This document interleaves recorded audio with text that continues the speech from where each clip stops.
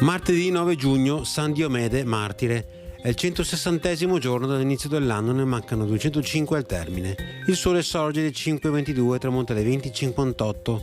La luna si leva alle 1:47 e tramonta alle 14:15.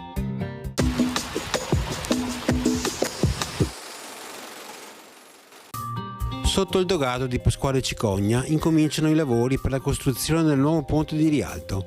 Costruttore ed in parte ideatore, con l'aiuto del nipote Antonio Contin, è Antonio da Ponte.